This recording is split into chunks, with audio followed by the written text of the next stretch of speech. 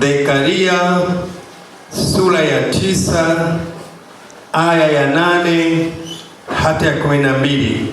Biblia zetu za Umoja ukurasa wa 947, nami na watangulia kusoma.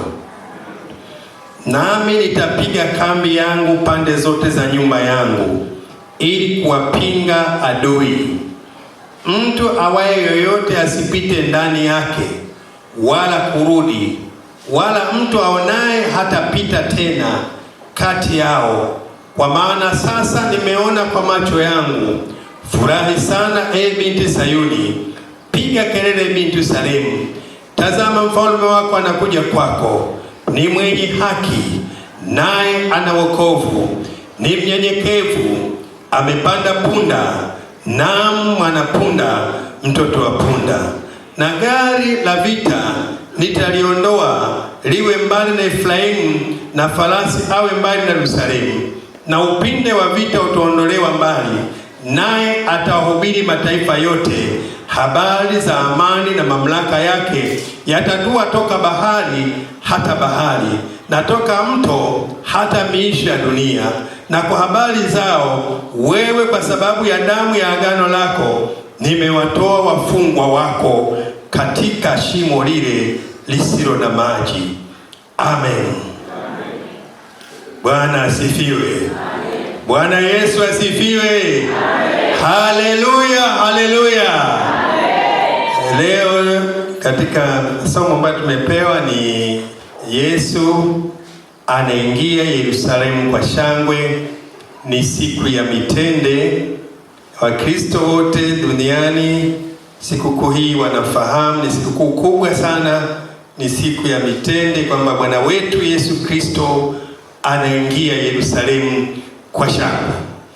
Kwa kawaida, ni kawaida yetu sisi wanadamu, tunapompokea mgeni wa heshima, huwa tunakuwa tunampokea mgeni ili ajisikie tunampokea mgeni au kiongozi, iwe ni kiongozi wa nchi au kiongozi wa kidini au mfalme fulani. Anapokuja nyumbani kwako, lazima unajitahidi kufanya usafi, unajitahidi kumpokea kwa shangwe. Na hata sisi kanisani, akisema Baba Askofu Jumapili ijayo atafika, lazima tutaweka mambo vizuri, kwamba kuna mgeni anakuja. Kwa hiyo upokeaji wetu tunampokea vizuri na tunampokea kwa shangwe. Mara nyingi mgeni huyo hupokelewa vizuri, na leo ni siku kubwa sana, hasa kwetu sisi wa Kristo, maana tunasherehekea kumbukumbu ya Bwana wetu Yesu Kristo alivyoingia Yerusalemu kwa shangwe, kwamba aliingia, alionyesha kwamba anaingia katika mji huu, na wenzetu pa Yerusalemu walimpokea kwa furaha kubwa. Watu wa Yerusalemu walionyesha furaha yao. Inaonyesha wakati ulifika wa Bwana wetu Yesu Kristo kudhihirisha wazi wazi mbele ya maadui wake, mbele ya wapinzani wake, tena hadharani. Anaingia katika mji wa Yerusalemu na watu wanamshangilia kwa shangwe. Mistari hii tuliyoisoma kutoka Zekaria inaonyesha juu ya matumaini na ahadi ambazo Mungu aliwapa watu wake zilikuwa hazijatimizwa. Hivyo kifungu hiki kinawapa watu wa Yerusalemu matumaini kwamba ahadi zitatimia. Kitabu hiki cha Zekaria kimeenea sana mambo ya unabii. Kinaeleza habari za Masihi, habari za Yesu Kristo, kwamba Masihi atakuja, atawaokoa watu na dhambi zao. Kitabu kizima hiki cha Zekaria kinaelezea habari ya unabii wa Yesu, na maneno haya Zekaria aliyasema zamani sana, na yanakwenda kutimizwa kwa ujio wa Yesu Kristo pale Yerusalemu anapoingia. Maneno yalisema zamani, lakini yanakuja kutimizwa katika tukio hili. Katika tukio hili la kihistoria, watu waliimba nyimbo mbalimbali. Kijiografia, nchi hii ni nchi ya jangwa, nchi ambaye haina miti. Kwa watu ambao wameenda pale Israeli wanajua nchi hii ni nchi ambayo haina miti. Mtu kama wewe au mimi huwezi kuvunjiwa miti. Miti ni gharama sana. Lakini Yesu Kristo anapoingia hapa Yerusalemu kwa shangwe, watu hawaoni hii kwamba mji huu hauna miti, ni mji wa mkame, lakini watu hawaoni hilo tatizo, wanakata miti kwamba wanakwenda kumsubiri, na ni eneo pekee ambalo mwanamke anamtandikia Yesu mikanga na mwanamume wake yuko pale na hasemi chochote.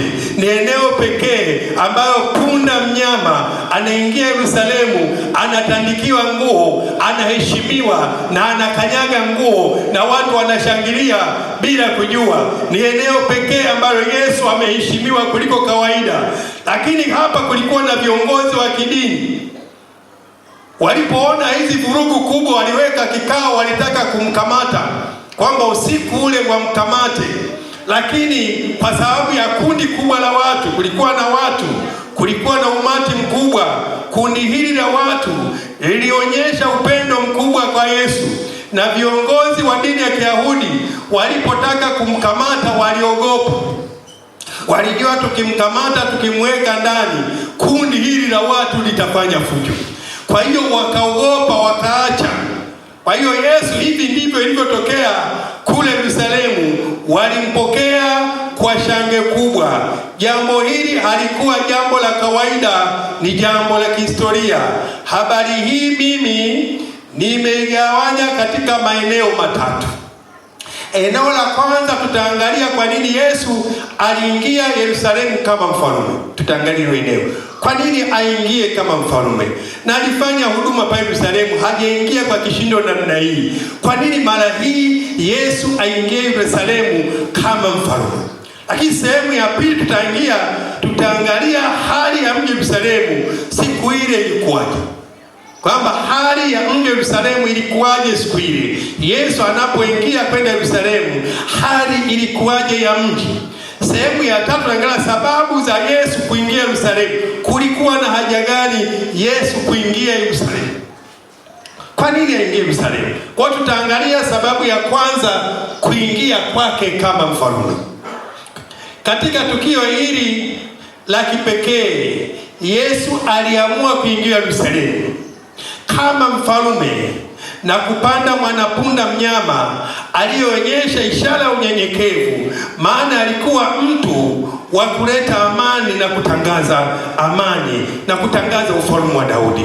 Ilikuwa katika desturi ya Kiyahudi hii kuingia Yerusalemu kwa shangwe na watu kuimba nyimbo, ilikuwa ni dalili za ushindi. Katika kitabu cha Walawi 23:40, nanyi siku ya kwanza ya juma mtajipatia matunda ya miti mizuri na makuti na mitende na matawi minene ya mierezi vijito, nanyi mtafurahi mbele za Bwana Mungu wenu kwa muda wa siku 7, kwamba sherehe zao katika desturi ya Kiyahudi kidini, sherehe kama hii walikuwa na sherekea siku 7. Katika tukio hili watu walishangilia na kusema Hosana.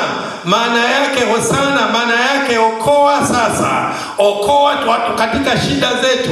Na hata sasa sisi tungeimba wimbo huu, okoa katika ziki, tuokoe katika magonjwa, tuokoe katika maisha magumu. Hata angerudi leo, angeingia kwenye jiji la Dar es Salaam na sisi tunazo shida zetu, tungemwambia Yesu anapokuja, ingia uokoe shida zetu, uokoe, uwape ajira vijana wetu, uokoe ndoa zetu, uokoe matatizo yetu. Tungemwambia kama wenzetu walivyomwambia pale Yerusalemu. Haleluya, haleluya, haleluya, haleluya. Tuangalie hali ya jiji la Yerusalemu. Yerusalemu Yesu aliingia kama mshindi, lakini watu walijaa sana, kwa kuwa siku hii ilikuwa ni siku ya Pasaka.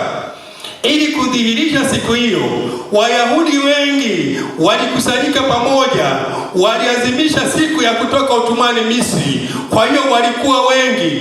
Viongozi wa dini ya Kiyahudi walijua ingeweza kutokea fujo, hasa waliokuwa wanapiga kelele za shangwe. Wazo lao hawa viongozi wa dini ya Kiyahudi kwamba kama kundi limekuwa kubwa namna hii na watu wanapiga kelele za shangwe, wanaweza kutupindua kwenye uongozi.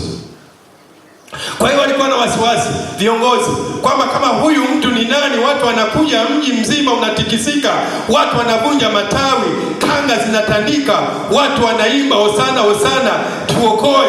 Huyu bila shaka anazo nguvu za kuondoa katika uongozi, hasa waliposikia kelele. Lakini pia katika kundi hili kuna watu waliosikia habari za Yesu, hasa walisikia miujiza yake aliyeifanya, kwamba Yesu alikuwa amefanya mchana kutwa miujiza, na sasa anapoingia Yerusalemu wanapenda kuona na miujiza mingine aliyoifanya. Kwa hiyo wengine walikuja kuona miujiza, lakini alipoingia Yerusalemu wiki moja nyuma, Yesu alimfufua Lazaro. Kwa hiyo watu wengi walikwenda kumwona Lazaro, yule aliyefufuka kweli ni yeye na anatembea, na tunapata kwenye Injili ya Yohana mlango wa 12 aya ya 9.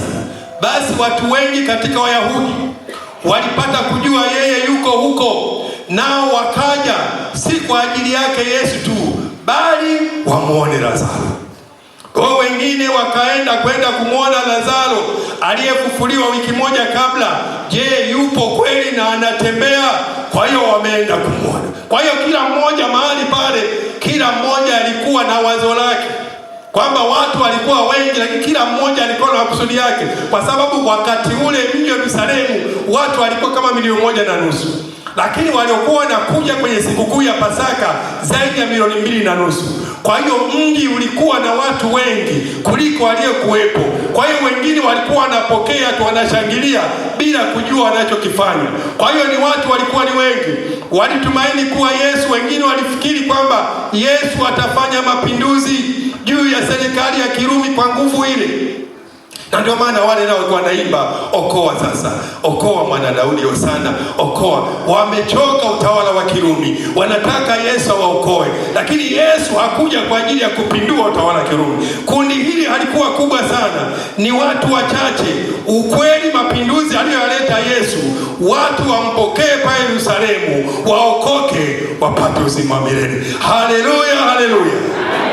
Yesu ndiyo kazi aliyoenda, anajidhihirisha, anajionyesha kwa wazi, watu wapate kumwona kwa mara ya mwisho, ili wapate kutubu, wapate kutambua kwamba yeye ni Mwokozi. Wengine wamefungwa. Sehemu ya 3, sababu za kuingia Yerusalemu. Kama unanielewa, punga namna. Sababu za kuingia Yerusalemu. Yerusalemu ulikuwa mji wa kifalme. Pamoja na kutawaliwa na Warumi, bado historia ya Israeli ilionyesha kuwa wafalme wao wengi walitoka huko. Hivyo Wayahudi walijua kuwa sasa Yesu anakuja kumnyang'anya Warumi utawala. Lakini pia ilikuwa ni nafasi nyingine kwa watu wa Yerusalemu kumpokea Yesu awe Bwana na Mwokozi wa maisha yao. Hata sisi leo hii ni nafasi yetu kumpokea Bwana wetu Yesu Kristo katika maisha haya. Wapendwa, tunaposoma Biblia yetu hii, Biblia nzima hii unapoisoma vizuri, Yesu alikubaliwa na Wayahudi maeneo mawili tu. Soma vizuri kwamba eneo la kwanza ambayo Wayahudi walimkubali Yesu,